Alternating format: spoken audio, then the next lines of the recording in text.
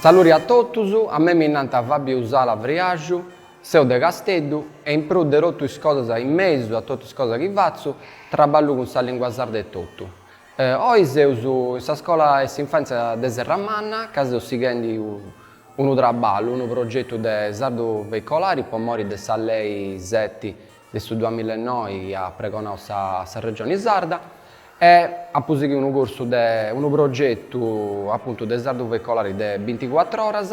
e oggi però si agattato in noi per una cosa più particolare e più di importanza per la lingua sarda. Adesso un laboratorio a pizzo della lettura, sta giornata dei libri. E tanto fai oggi pipius in sardo e in italiano.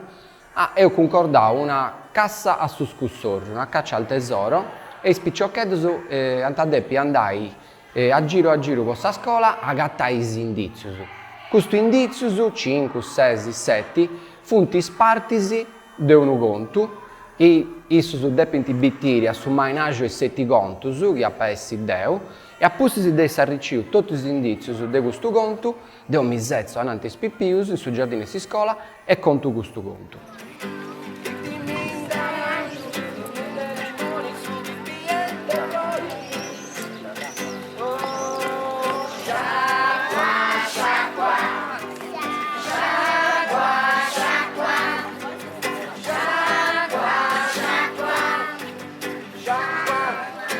È una cosa di importo,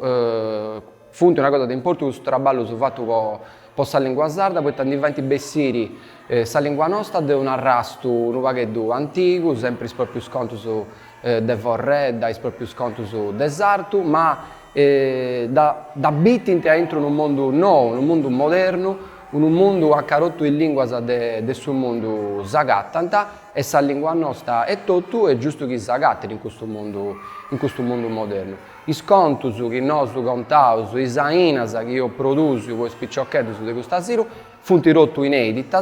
o mancai spizzolare di altre cose intendias e funti